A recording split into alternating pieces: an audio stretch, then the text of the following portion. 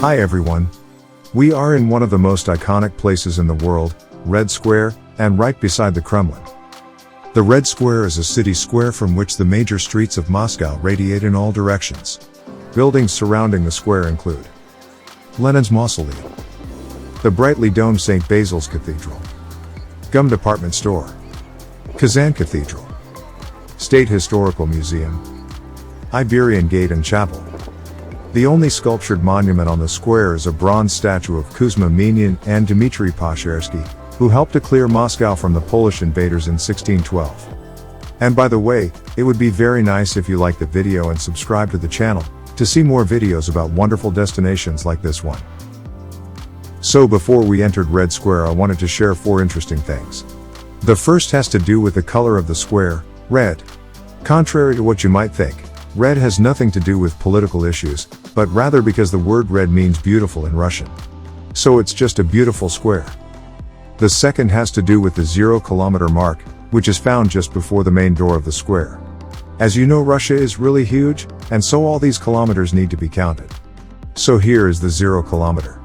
And there is an ancient tradition that people throw a coin back. They say it gives them luck. The changing of the guards and the tomb of the unknown soldier is the third tip you shouldn't miss, just steps away from Red Square. The tomb of the unknown soldier is a tomb of the soldier who was killed in Moscow in 1941. Now it's the memorial of all victims of World War II. To the left of the tomb is a granite wall with a stating, 1941, to those who have fallen for the motherland, 1945. To the right of the tomb is a line of red blocks with names of hero cities. Save changes every hour. Usually, a lot of people go watching this. Only the best soldiers are honored to serve in the President Regiment. And the fourth and last piece of advice we wanted to give you, is not to forget to take time to walk around Alexander Garden. These gardens extend along the red wall of the Kremlin that extends from Red Square to the end of the Kremlin wall. They are extraordinarily well kept and organized and have majestic fountains. It is mandatory to visit the area. So let's start our tour of Red Square. After passing the main gate, immediately on the left is the Church of the Virgin of Kazan. It seems so small compared to the vastness of the place that we could almost miss it. The building is dedicated to the icon of Our Lady of Kazan. The church is cited in the writings from 1625. But with the arrival of the Bolsheviks in power, it suffered the sad fate of many religious buildings. It was destroyed in 1936. Then, it was rebuilt in the 1990s in the same place and alike. Next to the Church of the Virgin of Kazan, on the other side, is the State History Museum. The State Historical Museum is specialized in the history of Russia. This red building looks older than it is in reality. It was built in the 19th century as State Historical Museum. Ironically, to build a museum of history, the real historical building was destroyed. Inside it is impressive, but most information has an English translation. Continuing our tour, we have the GUM store on the left, the Lenin's Mausoleum on the right, and further on the iconic St. Basil's Cathedral. Let's do it in steps. The GUM store. GUM has not changed since the day it was built in the late 19th century. Initially, it was a luxury store for the fanciest and famous brands of that time. The GUM was then the largest shopping center in the world and remained so for over 10 years. During the Soviet time, it was still a luxury shop with mostly Soviet and Eastern European brands. All world-known brands are nowadays back. GUM is not only a luxury mall but also a tourist attraction. If you want to have a very special service, just visit Luxury N1 with a caviar bar, vodka, and beluga. If you just stroll, do not forget to buy cheap and tasty ice cream. It is therefore a good place to stroll and get warm in winter. The facade of GUM is beautifully decorated. The Lenin's Mausoleum. It is the most emblematic monument of the Soviet era, because inside the embalmed body of Lenin is exposed. Visiting the mausoleum is free, so it's good to know. Lenin was the charismatic leader of the Russian Revolution. When he died in the January of 1924, it was a huge question for all other leaders how to memorize Lenin in the best way. So they mummified the body and put it back on a wooded mausoleum at the same place as today's mausoleum.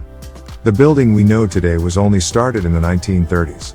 Ironically, that the creator of communist Russia nowadays works as a tourist attraction in the capitalistic world. Opposite the main gate is the iconic St. Basil's Cathedral. St. Basil's Cathedral is one of the most beautiful monuments of Orthodox art and ultimately the symbol of Moscow and Russia in general. Built in 1561, the cathedral was commissioned by Tsar Ivan the Terrible to celebrate the capture of the city of Kazan. Legend has it that the Tsar ordered the cathedral architects to be put out of sight so that they could not reproduce the work. Indeed, this is not a cathedral but many churches built at one foundation. This makes the monument so unusual. Inside, there's no one chamber but several small ones connected with each other. The building is shaped like a flame rising into the sky. This design has no parallel to Russian architecture. This cathedral is one of the most recognizable symbols of Moscow. Still, in Red Square, we can see the red brick walls that are actually the walls of the Moscow Kremlin. The most famous Kremlin tower also overlooks the square. Built in 1491, the Spasskaya Tower is crowned with a red ruby star that lights up at night. The tower clock is the main clock in the city and even in the country. On December 31st, she is the one we see on all the screens to make the last count. There are two entrances to the Kremlin, however, neither of these are accessible from Red Square. The main entrance is located through the Kutafaya Tower and is where most visitors queue to enter. The second entrance is much less used, however can be found through the Alexandrovsky Gardens. Kremlin means fortress in Slavic. The Moscow Kremlin is therefore not the only Kremlin in Russia. Nevertheless, it is the best known Kremlin. It housed first the residence of the Tsars, then the seat of the Soviet government, and today the Russian government. Finally, what is behind its walls? There are cathedrals and churches, exhibitions and museums, the Palace of the Patriarch, and the state buildings which are not to be visited. Nonetheless, most of the Kremlin to see is located on the Cathedral Square. After some time in line to get the ticket, we finally made it into the Kremlin. As soon as we enter, right there to our right is the Kremlin Palace of Congresses. As of 2021, the Grand Kremlin Palace is the current residence of the Russian president, where official events are held. Following our tour, we stopped to admire Tsar Cannon and Bell. Tsar Cannon forms part of the artillery collection in the Kremlin. Once located on Red Square, it now stands in Ivanovska Square in the Kremlin. Don't miss the Tsar Bell, which is equally as imposing and symbolic. We are going to enter the most emblematic area of the Kremlin, in our opinion, the Cathedral Square.